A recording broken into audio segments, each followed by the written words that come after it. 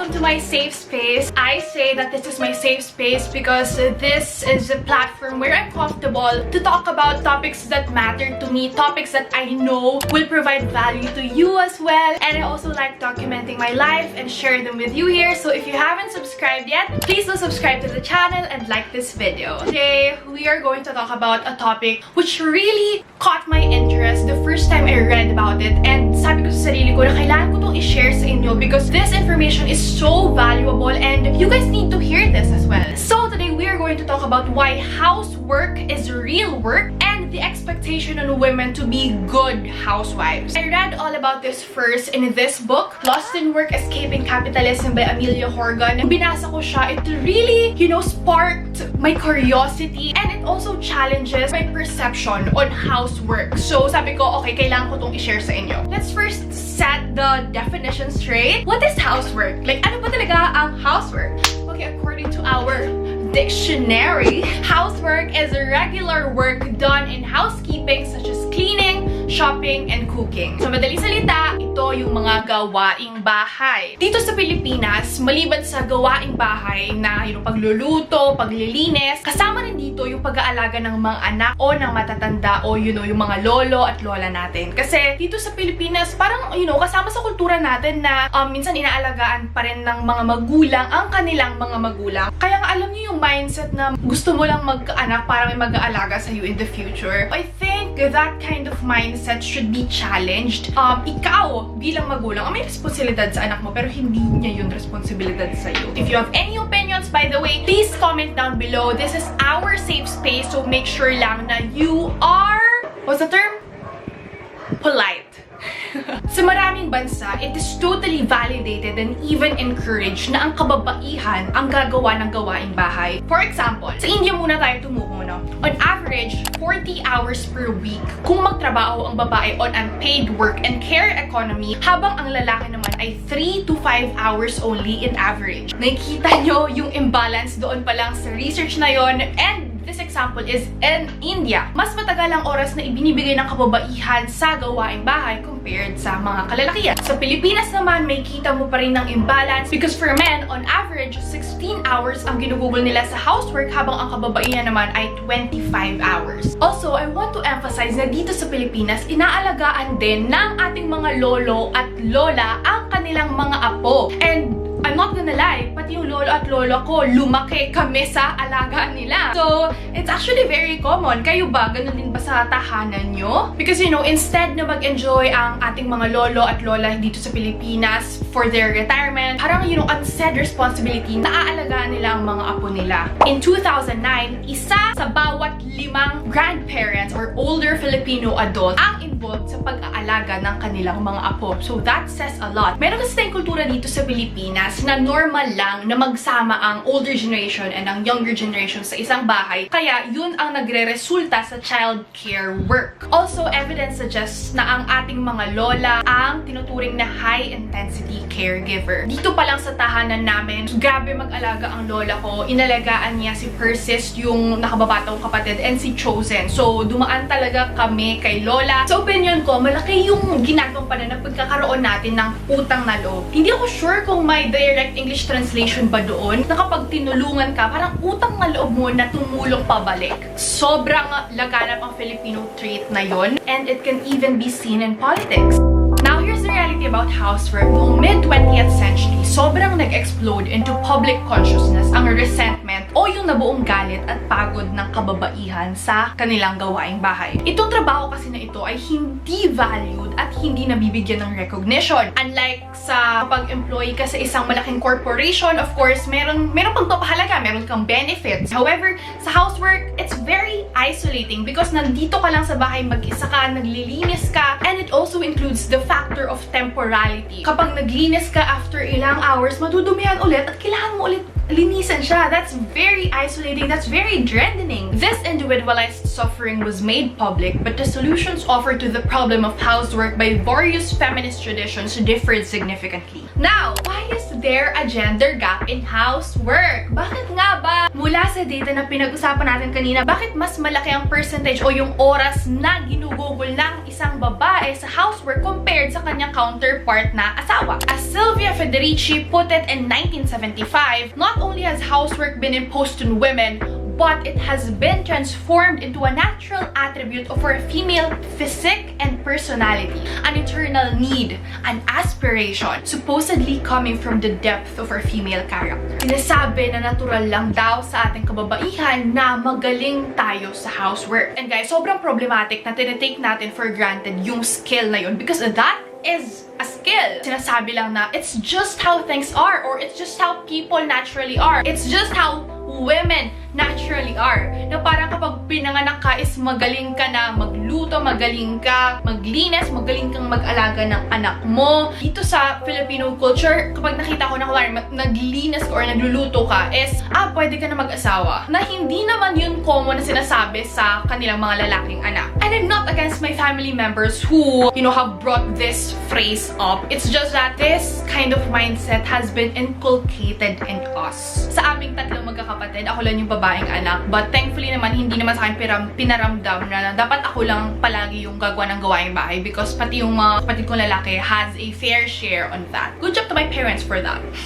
I hope that by talking about it would somehow challenge that mindset because in fact, it's not natural. Being good at housework is not natural. It's not inborn. That is why in this project of feminism, pinupoint out talaga ang coercion and years of training para lamang maging magaling ang isang babae, ang isang batang babae sa gawaing bahay. And I really resonated with this quote that goes, if we are not born but made women, then we are not born but made housewives. And I'm not against women who chose to be housewives or who chose to be housewives out of need. I'm not attacking anyone here. We are just trying to deconstruct this idea that housework should only be for women.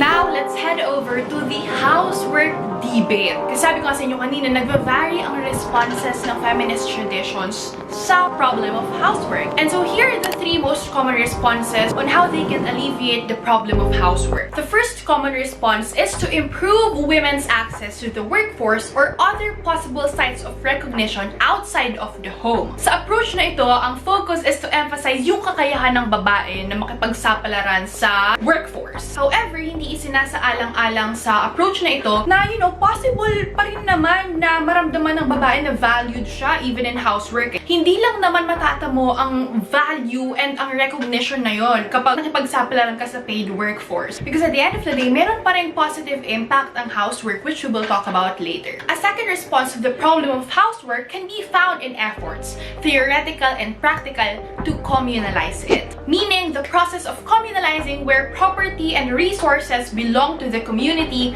and not the individual. Davis argues in the final chapter of her 1981 Women Raised in Class that such a transformation, making housework the responsibility of society at large rather than the burden of individual women, can only be made by state subsidization to ensure that working class families could benefit and to make the scaling up of unproductive work financially viable. Sa madaling salita, bibigyan ng gobyerno ng benepisyo ang house workers. So, pwedeng direct cash payments or indirect such as tax breaks. But, honest to goodness, this approach was just forgotten. And the third response is that women should be paid for the work they do at home. They contended that women's work in the home produces value and therefore ought to be recognized. However, valuing unpaid work is different than paying compensation. Hindi naman porket gusto mong i-value or pahalagahan ng isang bagay is katumbas na yun ng pagbibigay ng paid compensation. Pero alam nyo ba that in the international setting, talagang pinupush and sobrang popular na advokasya ng United Nations ang pagkakaroon ng paid compensation sa housework as early as 1970. However, there are three challenges. Una, yung typical wage na pinopropose sa housework is mas mababa kaysa sa typical wage ng market work or ng labor work. Kaya maraming mga nagsasabi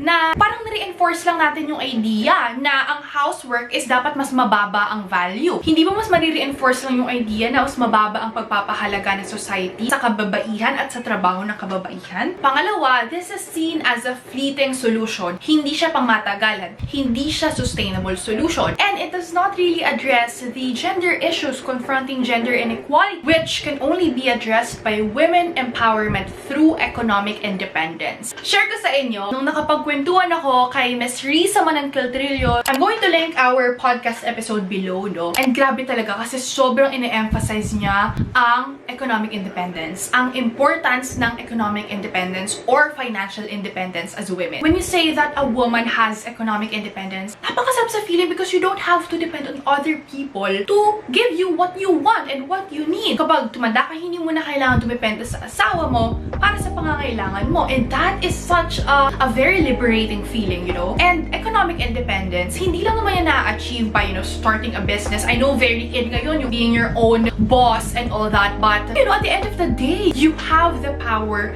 to choose the path that you want to take for your own life. If I'm being honest, yun din yung isa sa mga rason why I am really, hustling and working hard right now, even I'm still 18, because I want that. I think I want that for myself. And the third one, of course, I know you saw this coming, is that payment of compensation for housework presents challenges given potential leakages, unintended consequences, and constraints in the government's budget. Lalo na dito sa Pilipinas, kapag sinabi natin, i-communalize na natin ang unpaid care work, lahat ng nagpa-participate dito, including grandparents, they will also be considered as beneficiaries. And from what I've mentioned earlier, unpaid care work or housework still has a positive impact. Huwag nating kakalimutan na ang ating mga tahanan ay kasangga ng education institutions. Our mothers play a crucial role in realizing and reinforcing learning outcomes. From my personal experience, without my grandparents taking care of me, without my lolo na hinatid sundo talaga kami, baka hindi ko rin to kayang sabihin sa inyo ngayon because these house care workers play a very important role in shaping the life of a child. Kapag maganda ang pagpapalaki, kapag maganda ang upbringing, kapag maganda ang environment na kinalakhan ng isang bata, is for sure, magiging isang mabuting tao siya and mas makakapag-contribute siya sa mundo because meron siyang foundation from their home. And so, we should realize that the unpaid work contributes to society by nurturing the next generation of healthy citizens and potential leaders. Now, here are 3 recommendations on valuing unpaid work. The number 1 is to make it visible. That is also one of the main reasons why I am talking about this topic to you right now. The effects of making obvious something that has been naturalized and invisibilized can be powerful and helpful in making arguments about social justice. Naniniwala kasi ako sa impact ng pagkakaroon ng mindset shift. And these mindset shifts are not magic. By looking at things at a different perspective, you also learn to live life differently. Ngayong nalaman mo nitong information na to, baka you can also bring this topic up to a friend and magbabago yung perception mo about your house workers in your home. Mas papahalagahan mo sila, mas i-value mo sila, hindi mo sila take for granted. Number 2, kailangan mabigyan ng mas maraming opportunities ang mga Pilipino na piniling mag-opt out sa market work or sa labor work and pinili na mag-work from home. So I think it's a great recommendation from this article that I read. By the way, all links are down below in the description box to broaden opportunities for both men and women who opt out of the market work. And the third recommendation is to explore granting incentives to working couples. So kapag ang couple, dalawa sila is nagtatrabaho, sana mabigyan ng incentives such as, kunwari, pwede magiging sagot na ng LGU